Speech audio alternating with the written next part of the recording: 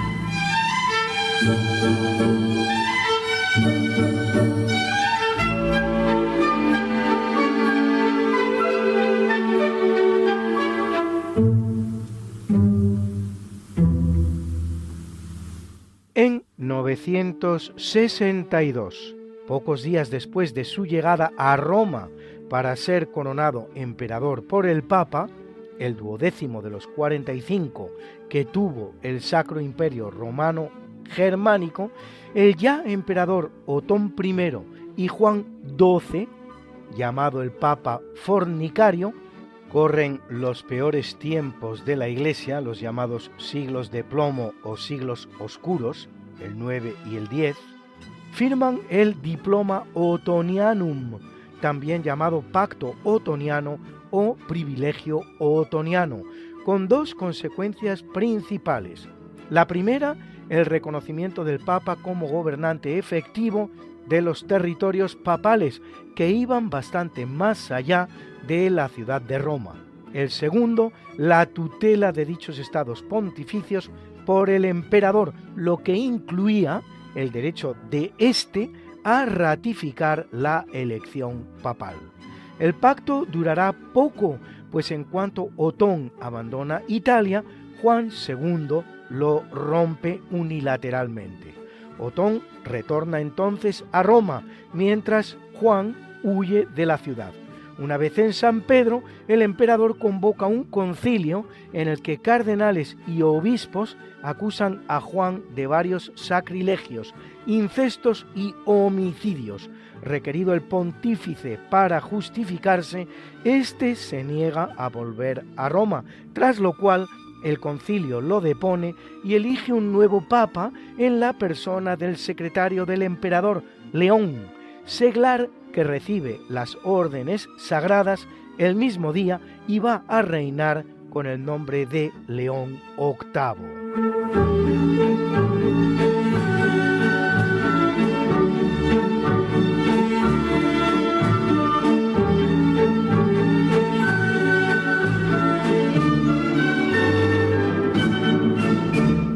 Corriendo el año 1258, tras un sitio que solo ha durado 7 días, Hulagu Khan, príncipe del imperio mongol, nieto de Genghis Khan, ordena a su ejército saquear la ciudad de Bagdad, gobernada por Al-Mustasim.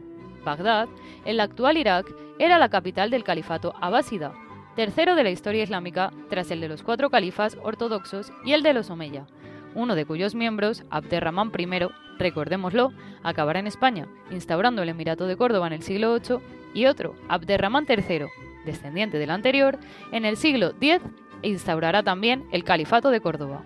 En Bagdad, los mongoles se entregarán a una orgía de muerte y destrucción, asolando mezquitas, palacios y también la gran biblioteca de Bagdad, con obras de valor incalculable sobre temas científicos y religiosos. En cuanto al califa, Al-Mustasim será capturado, enrollado en una alfombra y pisoteado por caballos hasta su muerte. El único de sus hijos supervivientes será enviado a Mongolia. Ha sido la noticia de Lula.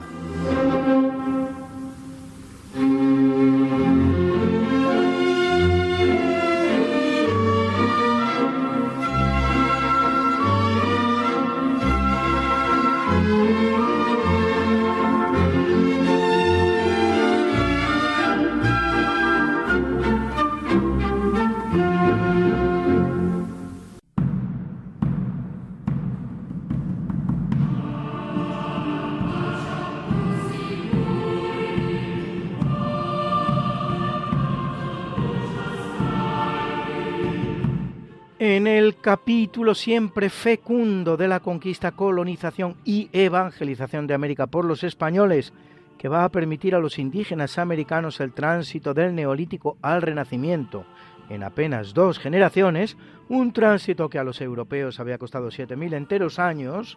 En 1542, en el extremo nordeste del Brasil, el conquistador español Francisco de Orellana llega al río Amazonas, río cuya desembocadura había sido ya avistada por Vicente Yáñez Pinzón en 1500 y realiza en él una amplia navegación. En 1655, en el Perú, un gran terremoto destruye gran parte de Lima y su puerto, Callao, dando inicio así a la devoción del Santo Cristo de los Milagros, una imagen del crucificado que quedará incólume a pesar del seísmo.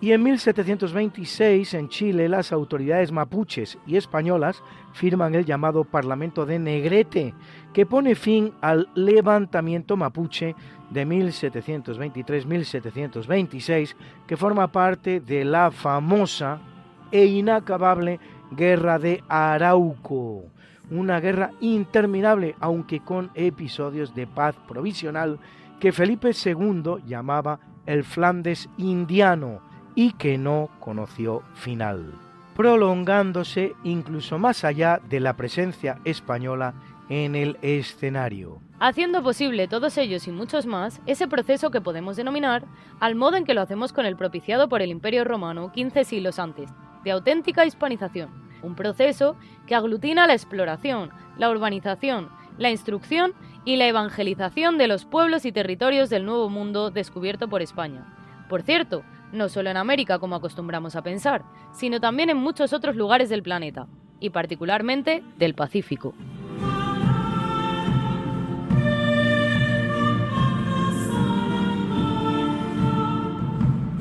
Guerra de Vírgenes en México. ¿Se lo pueden ustedes imaginar? Nos lo cuenta Alberto Hernández, el gran Alberto.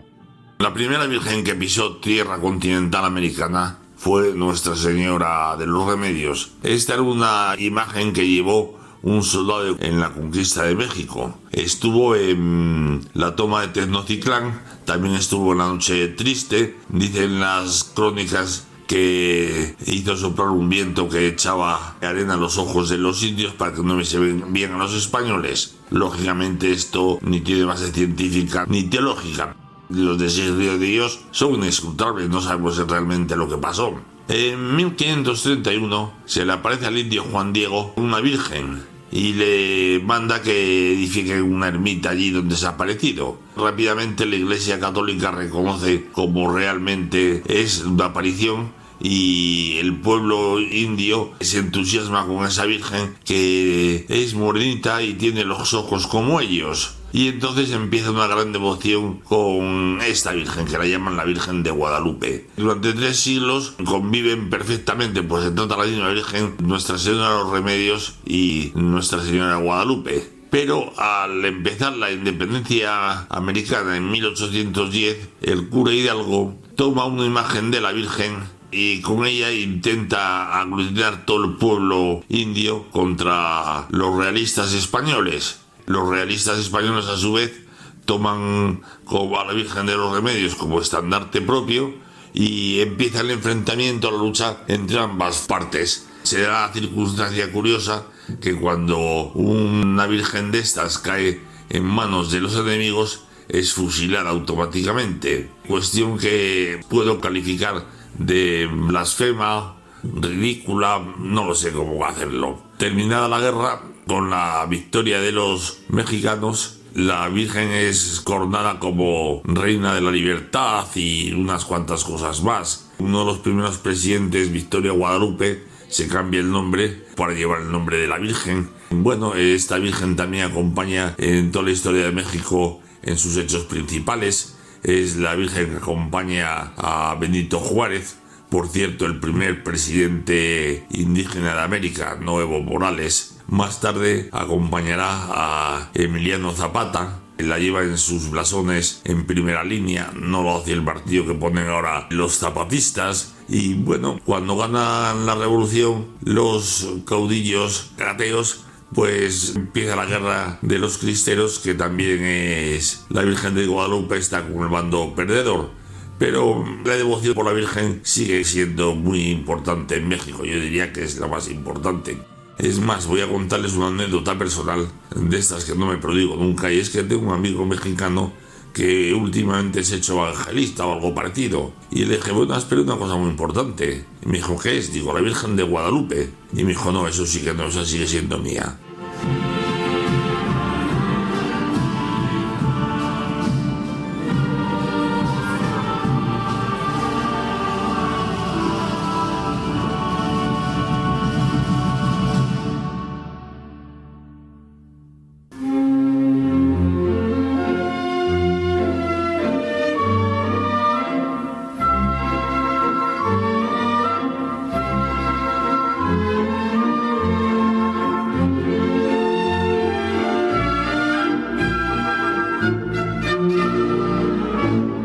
En 1668, reinando Felipe IV de España, que también es Felipe III de Portugal, y mediante el Tratado de Lisboa, España y Portugal ponen fin a unas hostilidades que han durado nada menos que 28 años desde que se inician en 1640 y dejan de compartir corona, convirtiéndose así en Portugal, en sucesor de Felipe III de la Casa de los Austria, Juan IV de la Casa de los Braganza. España y Portugal habían unido sus coronas en 1580, cuando a la muerte sin sucesión de Sebastián de Portugal, herido de muerte en la batalla de Mazalquivir en Marruecos, recaen los derechos sucesorios portugueses en Felipe II de España, que, no obstante, tendrá que ir a la guerra para hacerlos valer ante el usurpador Antonio Prior de Crato, invalidado para toda reclamación por recibir sus supuestos derechos por línea bastarda. Se inician así en 1668 3 siglos y medio de independencia y casi de mutua ignorancia entre españoles y portugueses. Y eso que al día de hoy, según algunas encuestas, hasta un 40% de los portugueses podrían estar a favor de la reunificación con España. A no olvidar que el primer reino español, creado en la península ibérica, la llamada monarquía visigoda, que duró 3 enteros siglos, entre el V y el VIII, incluyó tanto el territorio español como el portugués, porque, como decía el gran literato de la lengua portuguesa, Luís de Camões, españoles somos todos. Refiriéndose tanto a los que actualmente nos llamamos así como a los portugueses.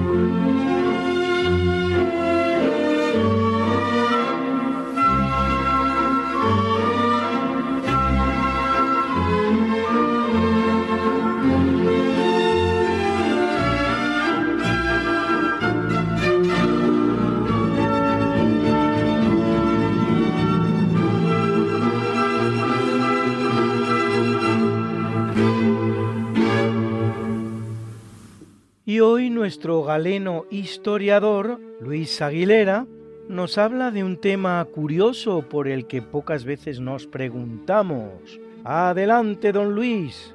Buenas noches. Hoy vamos a hablar del coste económico de la construcción naval en la Edad Media. La creación de una marina suponía un importante desembolso económico. En primer lugar, y tomando como ejemplo la construcción de una galera, barco prototipo de embarcación de guerra de la época, se necesitaba solamente para la tablazón del casco unos 20 metros cúbicos de madera de calidad. Roble para la quilla, roda, codaste, pino, alerce o nogal para las cuadernas, varengas, pino o alerce para las tracas, madera de haya para los remos y arboladuras, que en cada nave eran de unos 200 remos, incluyendo los necesarios para los repuestos, que deberían ser realizados en una sola pieza. El aprovechamiento para la construcción era solamente de un 20 o un 30% de la madera talada, ramaje aparte, habiendo que contar con el natural y frecuente reciclaje de algunas partes de la nave, especialmente el espolón, y aparte de la madera había que contar con el coste de los elementos metálicos, anclas, cadenas, clavos, zunchos de hierro y cobre. Hay que sumar el coste del velamen en lona de lino y de la jarcia, esparto o cáñamo y de la motonería. Añadir al coste el calafateado impermeabilizante con resinas, breas y pez. Las tormentas y combates hacían necesario renovar con frecuencia las naves. Por ello era muy importante recuperar los restos después de un combate por parte del vencedor. El máximo de vida de estos barcos era de unos 20 años, pero lo más frecuente era que hubiera que renovarlos cada 5 o 6 años, considerando las frecuentes varadas de la nave para reponer estructuras desgastadas por la acción de los moluscos marinos, la llamada broma de los barcos, y el desgaste consecuente a las varadas en graos y playas, incluso en puertos dotados de atrazanas y dársenas. Estos desgastes eran mayores en las costas mediterráneas que en las atlánticas, en que las altas mareas facilitaban la maniobra de botadura. El coste ecológico de desforestación de los bosques que suministraban la madera era considerable. La madera talada se transportaba preferentemente por vías fluviales en almadrabas. Si estas vías fluviales estaban alejadas, era necesario el transporte por arrastre con caballerías hasta llegar a caminos terrestres donde fuera posible cargarlas en troncos grandes en grandes carretones. Ello aumentaba el desgaste y el deterioro del material talado. De ahí que los astilleros se construyeran en las riberas de las desembocaduras de los ríos. Una vez en el astillero, los troncos se descortezaban y se sumergían en baños o tofas con agua salina y soluciones mercuriales y de cobre para el tratamiento antifúngico y antiparasitario en soluciones con cal. Se mantenían durante más de 2 meses en estas tofas antes de su aserrado para conseguir las tablazones. Las cuadernas se iban doblando mediante agua caliente y vapor hasta conseguir darles la forma deseada según los gáligos. Todo ello suponía una gran pérdida de material. Antes de entrar en las atrazanas, los troncos eran examinados cuidadosamente y se rechazaban los no idóneos. El material sobrante se aprovechaba para el suministro de leña en fundiciones o incluso para la construcción de edificios. Buenas noches.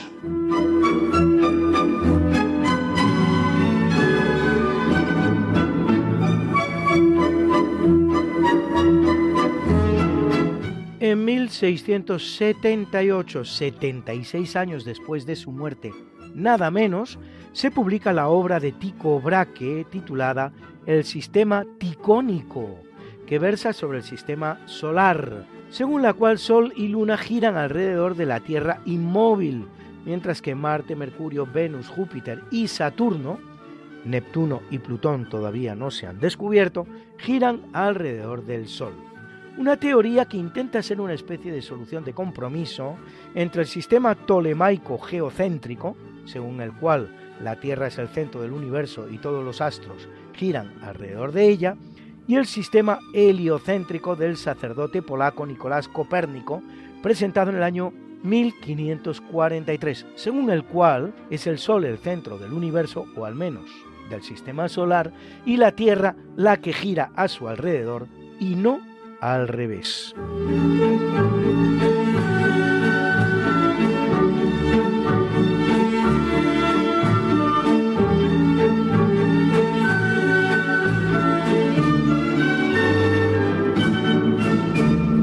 En el año 1689, a la muerte de Jacobo II, que al final de sus días se había convertido al catolicismo, el trono inglés se declara vacante y es ofrecido a su hija, María Estuardo, anglicana sin embargo, y con ella a su marido, Guillermo III de Orange, nacido holandés e igualmente protestante. Curiosamente, en la misma fecha, pero de 3 años después, en 1692, en el valle de Glencoe, en Escocia, los ingleses perpetran la masacre de Glencoe, en la que asesinan a 38 hombres del clan MacDonald por no jurar lealtad al nuevo rey, Guillermo de Orange, quemando después todas las casas que encuentran en la zona.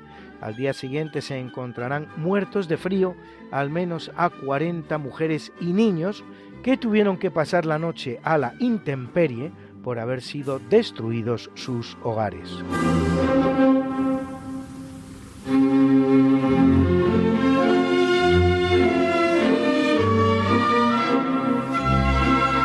En 1867 se estrena en Viena la obra conocida en español como El Danubio Azul, aunque su traducción correcta sería En el bello Danubio Azul, célebre vals del compositor austriaco Johann Strauss hijo, que hoy está acompañando este primer tercio de eventos con sus bellos acordes.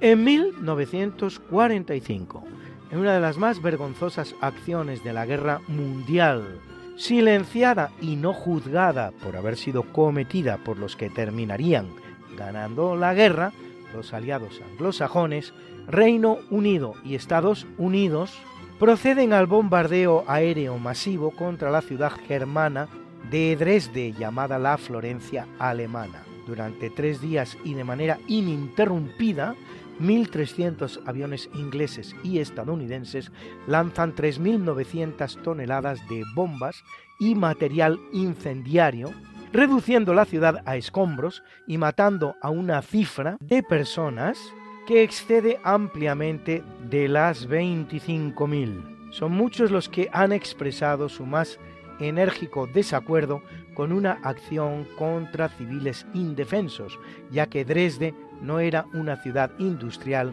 ni de producción de material de guerra. Suele presentarse la llamada tormenta de fuego contra Dresde como una acción aislada de las aviaciones inglesa y estadounidense contra Alemania, pero la realidad es que la práctica totalidad de las ciudades alemanas conquistadas por los aliados anglosajones sufrieron una destrucción muy semejante. Las conquistadas por los soviéticos a nivel urbanístico no sufrieron lo mismo, no tanto por una voluntad deliberada de los rusos en dicho sentido, sino más bien por la carencia de una aviación como la anglo-norteamericana para haberla realizado, lo que no quita para que los rusos se mostraran con los alemanes y con las alemanas particularmente con una feroz e insaciable crueldad.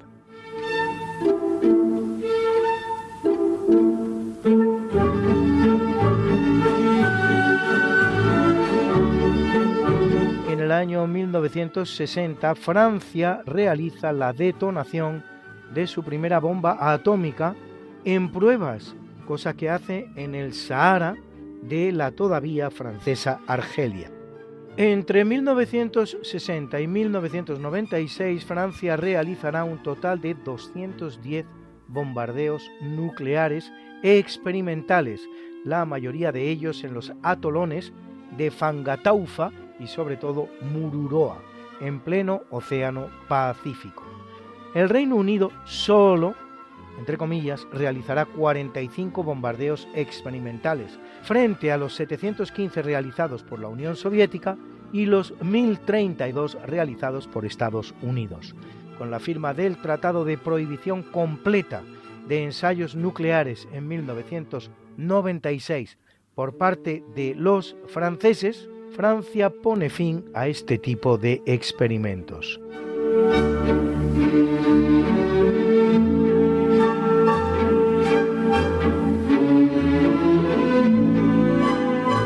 En el año 1964 se descubre en la Biblioteca Nacional de España, sita en Madrid, un volumen con anotaciones manuscritas y dibujos a mano de Leonardo, que representan el 15% de todas las anotaciones realizadas por el genio de Vinci, dedicadas principalmente a ingeniería y escritas curiosamente en un italiano dialectal con incorrecciones gramaticales.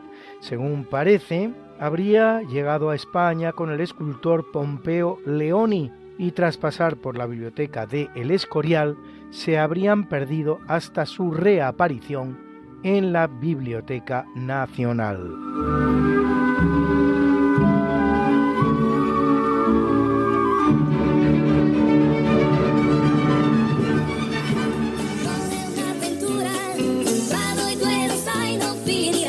Que quieres volvernos a escuchar porque no puedes esperar hasta la próxima semana, que te perdiste un programa y no te lo perdonas, que quieres mandarle el programa a un amigo tuyo al que sabes que le va a gustar. No te preocupes, todo tiene solución. ¿Conoces nuestro podcast? Introduce en la red Podcast Radio María, esta no es una semana cualquiera, y entrarás en el mundo mágico de la historia, con todos los programas que hemos emitido hasta la fecha. Miles y miles de minutos de historia de la buena, contada con honestidad, con rigor, de manera escueta y entretenida.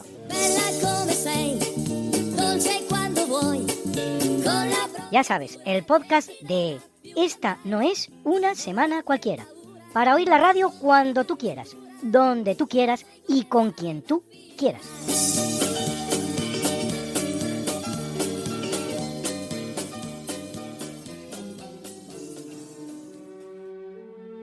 En 1974, en la Unión Soviética, el escritor ruso Alexander Solzhenitsyn, que había recibido el Nobel de Literatura 4 años antes, autor del famoso libro Archipiélago Gulag, en el que denuncia las atrocidades del régimen comunista soviético, es expulsado de la Unión Soviética, aprovechando para recoger ese premio Nobel que las autoridades soviéticas le habían impedido recoger.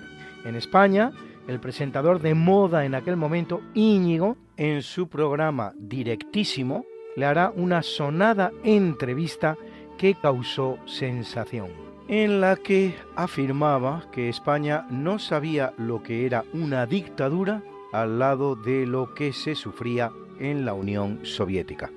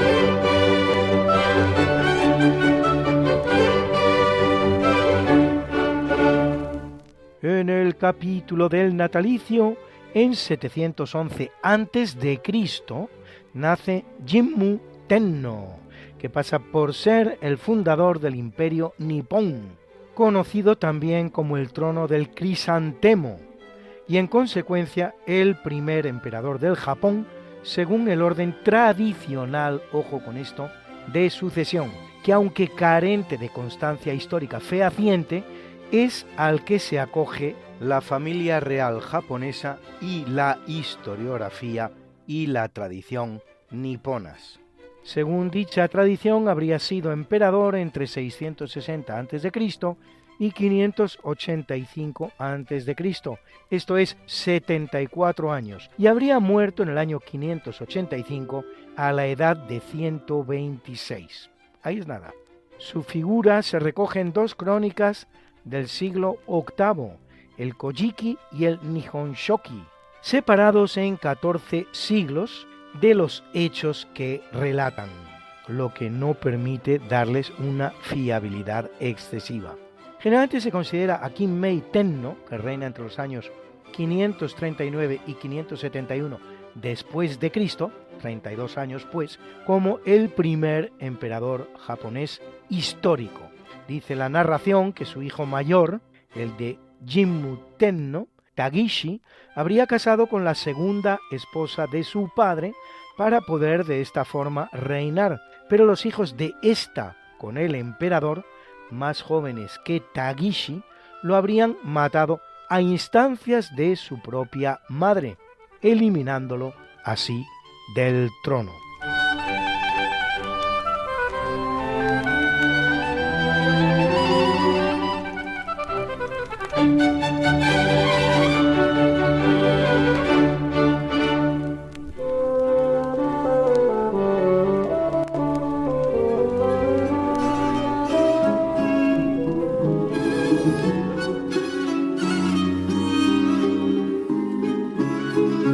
Y con nosotros el rapsoda de la historia, Guillermo Arróniz y sus faraones.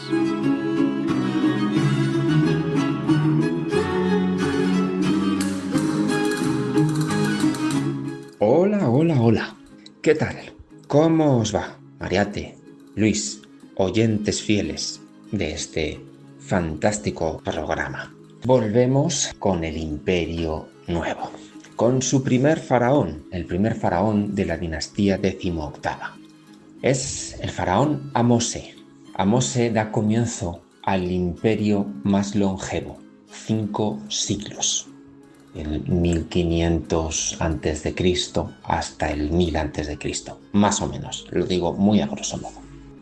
El faraón Ahmose llega al poder cuando es muy niño. Es su madre regente quien le prepara el camino, como se lo habían preparado antes bien su hermano o bien su tío, no sabemos la relación de parentesco entre ellos, y su propio padre. Los Hyksos todavía están en Avaris, es lo único que queda. Memphis ya ha sido recuperada para el Egipto y arrebatada a los Hyksos. Le cuesta muchos años a Ahmose echarlos de Avaris, pero lo consigue. Lo consigue como 3 o 5 años antes de que termine su reinado, por lo cual sus proyectos arquitectónicos y culturales no llegan a terminarse durante su vida, porque estaba muy centrado en expulsar a los Hyksos y volver a unificar todo Egipto. Lo que pienso es que él no imaginaría que estaba creando el Imperio Nuevo, es decir, ellos no manejaban estos conceptos de Imperio Nuevo, Imperio Medio, por supuesto, pero no imaginaría que estaba dando a luz un periodo tan largo de estabilidad y de grandes faraones, y esa es la idea que me ha venido para este poema. Por otro lado, pues la fuerza que recupera todo Egipto sale de Tebas, la ciudad de Tebas, donde el dios local es Amón, representado por el carnero, Amón el oculto, es decir, es un dios muy misterioso. Y esto también lo incluyo en el poema, porque a partir de ese momento Amón se irá convirtiendo en Amun-Ra e irá quitando protagonismo a otros dioses que habían explicado el mundo en los imperios anteriores, como podrían ser Ra o Ta. Y de ahí hasta casi el final, Amón será ya el dios indiscutible, con el mínimo paréntesis de Akenatón, del que espero que hablemos.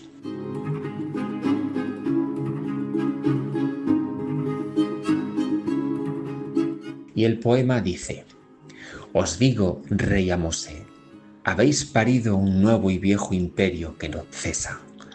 El Ixo rendiréis y será presa, y nunca hará en Egipto más su nido.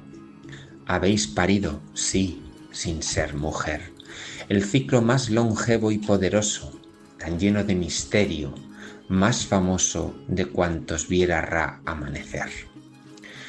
Son siglos, 5 siglos los nacidos del vientre incontestable de tu espada, que Amón regó con fuerza renovada. Los cantos más oscuros y escondidos han dado luz a todos los sentidos del alma egipcia en esta madrugada.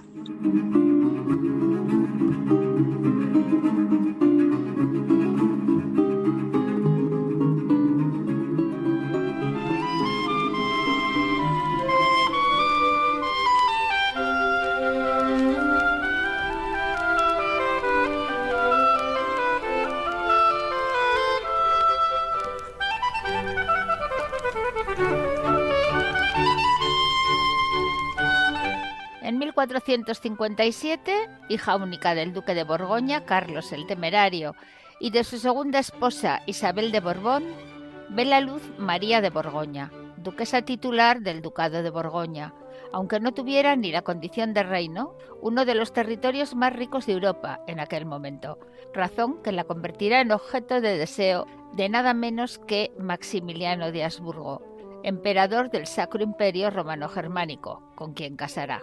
Ambos serán padres de Felipe, más conocido como el Hermoso, aunque uno hoy viendo su retrato no pueda entenderlo muy bien, el cual llegará a ser, por más que solo sea escasos 2 meses y medio, rey de España, como Felipe I. María no llegará a gobernar su ducado, al ser ocupado por los franceses, y morirá con escasos 25 años de edad, a consecuencia de una caída de caballo, estando embarazada.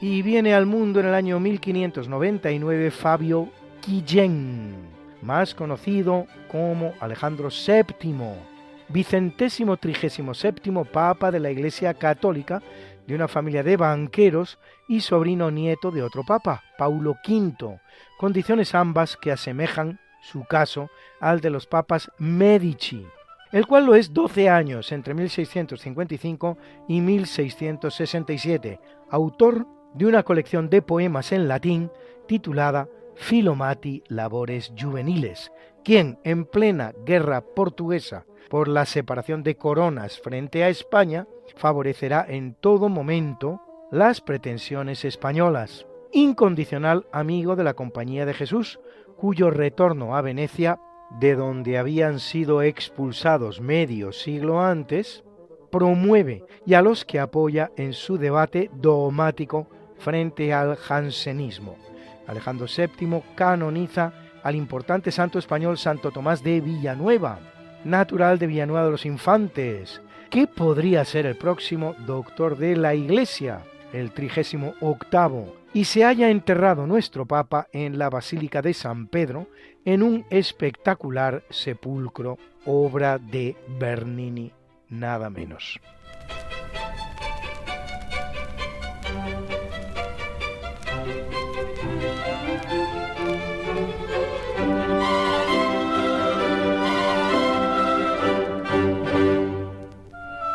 En el año 1746 escucha por primera vez los sonidos del mundo Giuseppe Cambini, fecundo y popular compositor y violinista italiano, víctima que fue de la piratería intelectual al publicarse muchas de sus obras bajo la firma de otros compositores.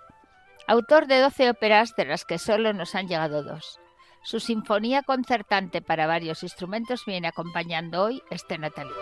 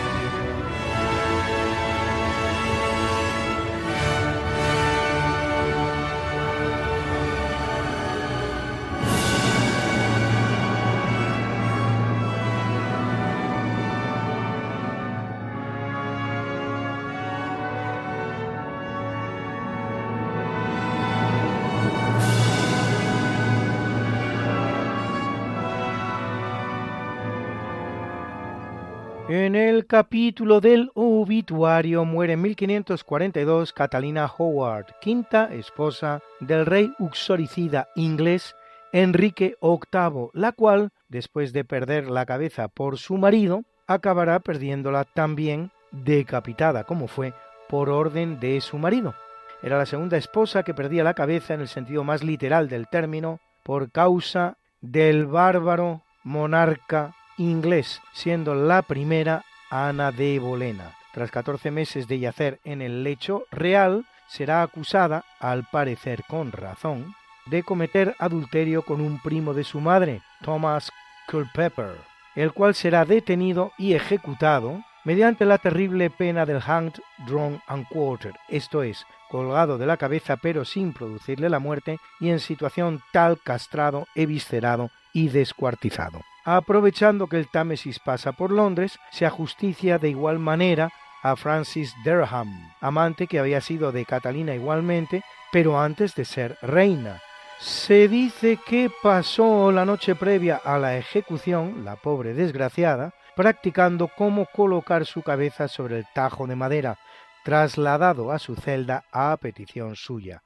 Y se dice también que sus últimas palabras, tras reconocer que su sentencia era justa, es decir, que los hechos de los que se la acusaba eran ciertos, fueron: muero como reina, pero hubiese preferido morir como la esposa de Culpeper. Una buena puya a su verdugo, el infame Enrique VIII de Inglaterra.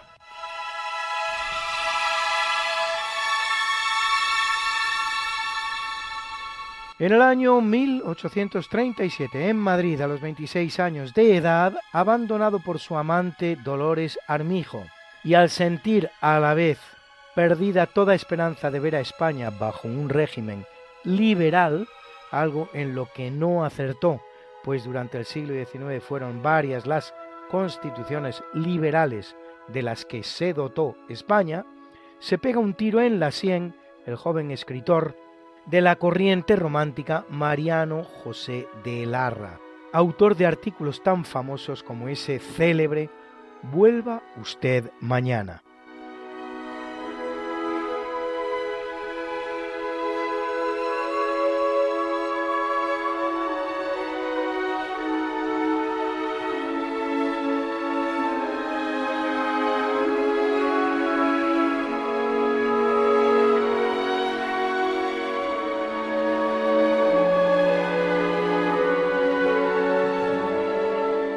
Corriendo el año de 1883, el que muere en Venecia es el músico romántico alemán Richard Wagner, uno de los grandes compositores de toda la historia de la música.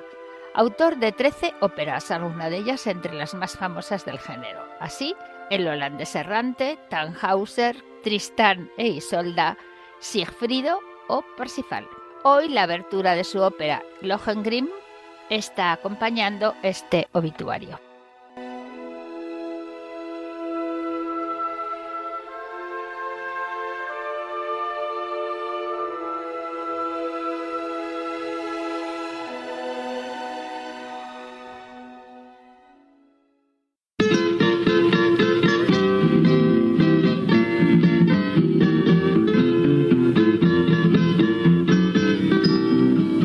Y hoy, de la mano del gran Alberto Hernández, conocemos a uno de los componentes de aquella gran familia de los Habsburgo, que pone su capital en España.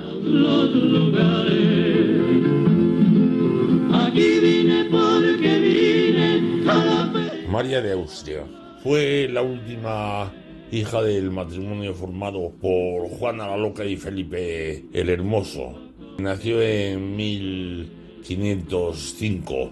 Pronto, como todo el mundo sabe, se quedó huérfano de padre y la madre pues vino a España, así que tuvo que educarse con su tía Margarita.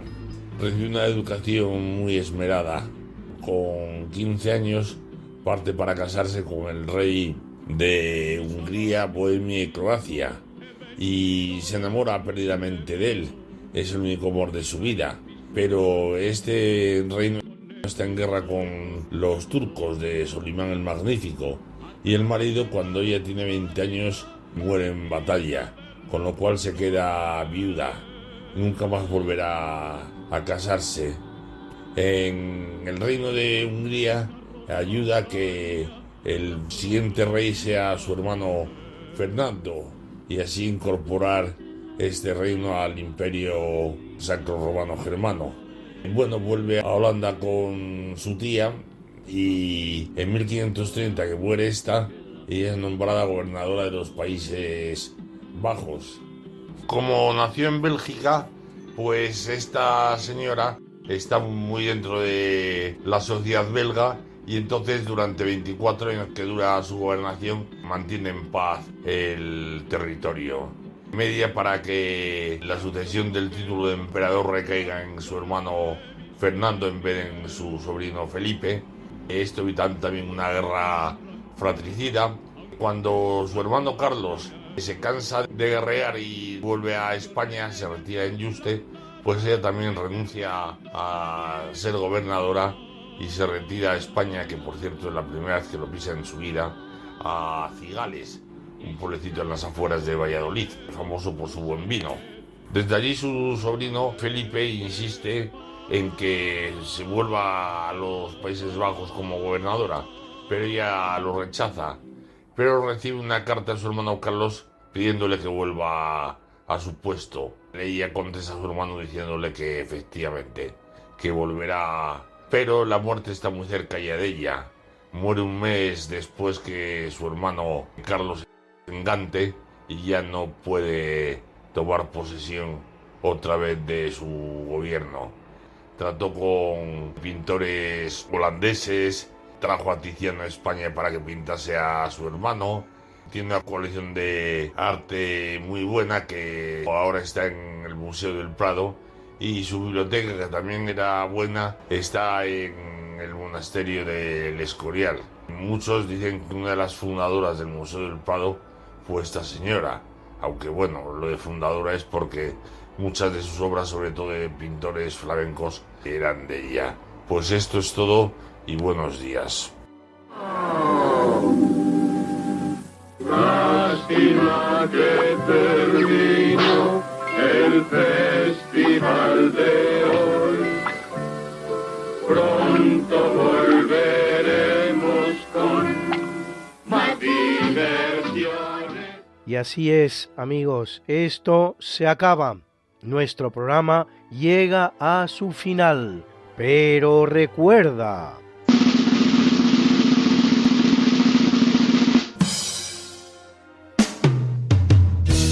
Take a walk down by the sea, picking up colored shells. No soy ningún experto en crítico de arte y ni mucho menos musical, pero sí un observador más de lo que está sucediendo a nuestro alrededor, donde la decadencia es materialmente evidente en todos los ámbitos de la vida: la política, la familia, la moral, por supuesto, esa subjetividad de autoapercibimiento. Y si hay algo claramente plasmable de esta decadencia, es lo que está sucediendo con las artes plásticas y la música, que son precisamente las artes que determinan el nivel social en su condición de la intelectualidad y la belleza.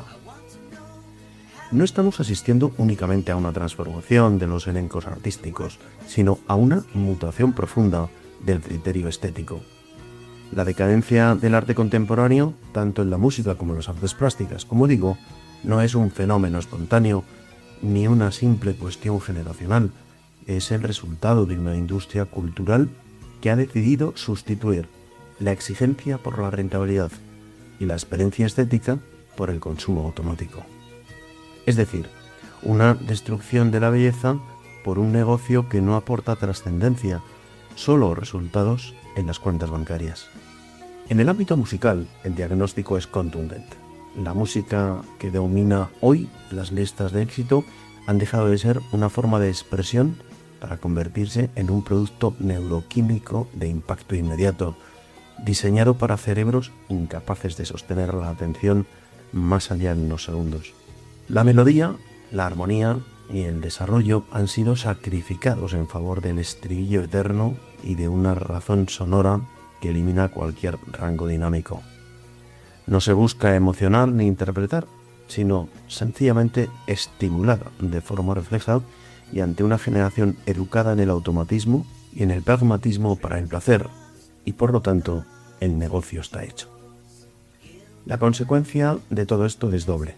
Por un lado, se empobrece el lenguaje musical y por otro, se degrada al oyente que deja de escuchar para simplemente consumir. Theodor Adorno advirtió sobre la cultura industrializada que genera la ilusión de la novedad, pero al mismo tiempo anestesiando el pensamiento crítico. Y no seamos ingenuos, que la industria musical no busca artistas con capacidades y habilidades que les hace valiosos por sí mismos. Realmente selecciona activos financieros predecibles, fácilmente procesables por algoritmos y adaptados a la economía de la atención. Han reducido las canciones a fragmentos diseñados para captar dopamina en los primeros segundos. El resultado es ruido que llena el silencio y evita la reflexión. La estructura de esto, que ahora llaman música, deriva en letras literales, descriptivas, obsesionadas con el ego, el consumo o el sexo, acompañado de un fondo machacón, repetitivo, absorbente, que no permite salir de ese laberinto sonoro. Ha desaparecido la poesía, ha desaparecido la metáfora, ha desaparecido la armonía, ha desaparecido la belleza.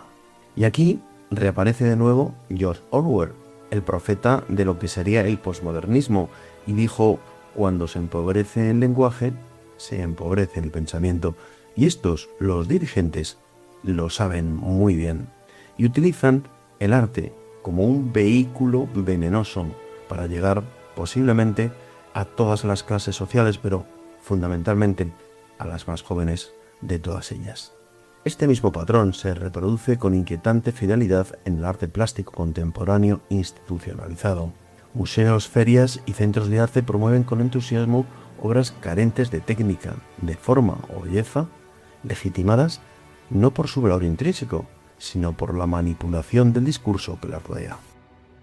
Ha sido Humberto Pérez Tomé, escritor, articulista en el diario Hispanidad y periodista, director de varios programas de radio, entre los cuales Vidas Asesinas y Somos Libro, y editor de libros, fundador de la editorial Secotia.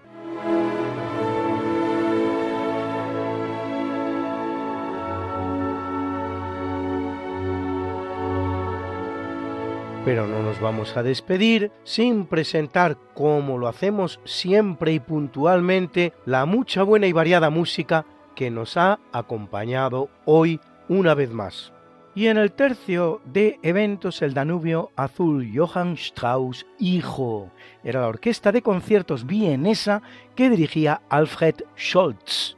En el natalicio la sinfonía concertante para varios instrumentos de Giuseppe Cambini, interpretada por Robert Cale al bajo y Laila Storch al oboe, acompañados de la Orquestra Accademia del Orso que dirigía Newell Jenkins. Y en el obituario la obertura de la ópera Lohengrin de Richard Wagner, interpretada por la Filarmónica de Berlín que dirigía el inglés Simon Rattle. Y hoy hemos estado con ustedes Mariate Aragonés, Alberto Hernández, Guillermo Arroniz, Luis Aguilera, Lula Antequera, Humberto Pérez Tomé y este su siempre seguro servidor, Luis Antequera. Que hagan ustedes mucho bien y que no reciban menos.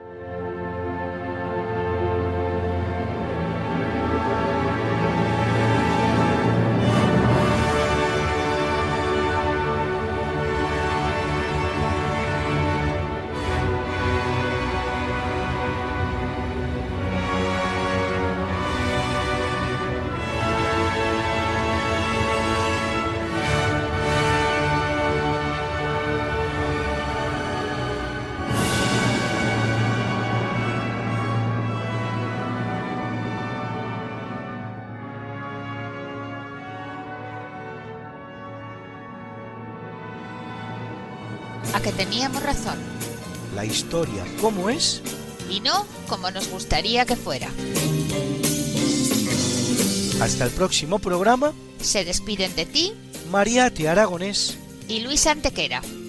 Pero yo te veo muy pronto en el programa de Javier Ángel Ramírez, Diálogos con la Ciencia, el jueves a las 12 de la noche, o lo que es lo mismo, el viernes a las 0 horas, con nuevos episodios de nuestra apasionante historia. No te lo pierdas. Les hemos ofrecido en Radio María Esta no es una semana cualquiera, con Luis Antequera y Mariate Aragonés. Sai, non finirà.